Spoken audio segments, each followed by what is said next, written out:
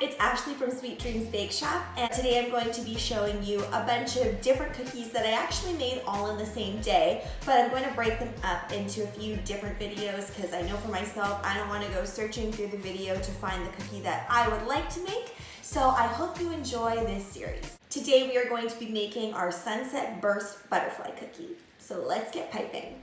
So today we are going to be airbrushing part of our cookie, and if you don't have an airbrush, you can always do this with edible colors and vodka. It just won't have as smooth of a gradient as if you used an airbrush. So we are going to be airbrushing these white parts. You need to make sure that you kind of use your cookie scribe or a paintbrush to paint on this flat surface. We want it to be more inlay than the rest of the cookie. When I started this YouTube channel, I said to myself, I am going to post daily every single day that we are in self-isolation due to the pandemic. And I think we're already on video number 12. It's been a lot of videos, so I hope I can keep this up. I am shaking up my airbrush colors vigorously to make sure that all the color is evenly dispersed in the bottle, as sometimes it settles and then you don't get as vibrant of a color. You don't need to be super careful with this part. We're starting with the yellow. Just try to make sure to do it as evenly as possible, but don't worry if it's not super even. Airbrush colors dry super fast, so you can go right ahead and add in your orange. You do have to be a bit more careful and a bit more precise with the application of this color, as we want to create a gradient. If you do not own an airbrush machine, it is a little bit of an investment. It's not super pricey, but it is one of those tools that is hard to maintain, so make sure that you're really sure you're going to decorate a lot of cookies if you get one. A lot of rules about cooking is deciding what parts are important where you have to be precise and where can you kind of be a little bit messier and more carefree. This is one of those times where you do have to be a little bit more precise when you're doing the outline. Here we are filling in that outline that we did, and you want to kind of try to stay as much to the outside of that yellow and orange gradient that you just created. Prior to filling in that outline, make sure that you have water and a clean brush available. You could just leave the gradient with the black border. I wanted to do something a little bit more abstract as usual, so I am taking my paintbrush and I am dragging some of that piping icing into my gradient.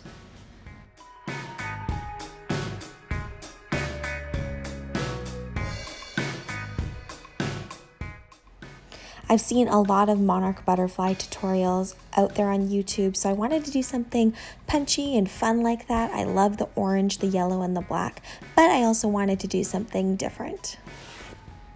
If you are following my exact design, you don't need to worry about how puffy the body of the butterfly is. We are going to go over that with more details in a minute.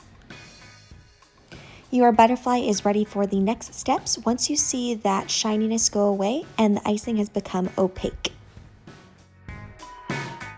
I cannot emphasize this enough. If you're just starting out cooking, learning how to do dots is imperative to a lot of different design options that you can do. I wanted to add that little something special to my design, so what I did was I took a very thin brush and I dipped it in a little bit of burgundy food coloring mixed with vodka, and I used that to swipe through my dots. I also wanted to mention that probably from here on out, you're always going to see my hand dyed a different color. It's just the life of a decorator. You are of course free to do whatever you would like with the design of your butterfly, but I think to make this particular design really pop, you need to make sure that it's nice and symmetrical on both sides, which can be a little bit tricky with the different sizes of dots.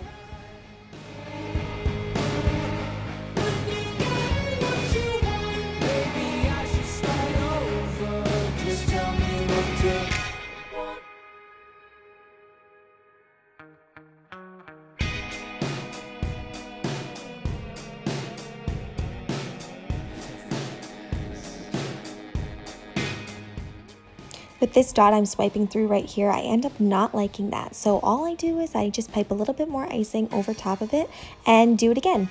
And with cooking, you can definitely do that. It just depends on what you're redoing and making sure that the icing underneath your piping icing is super dry.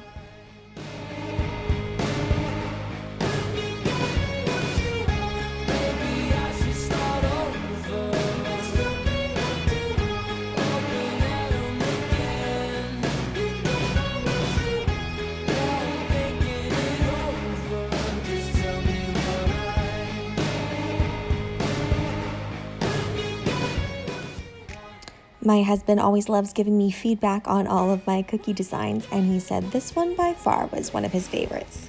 Hi guys, I know I'm off camera a lot for my videos and you're really just hearing my voice, but I wanted to check in with you. I know right now is a really trying time and we're all trying to social distance ourselves and flatten the curve.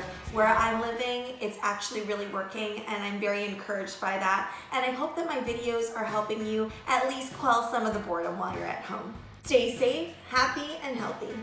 Thanks for watching. Bye.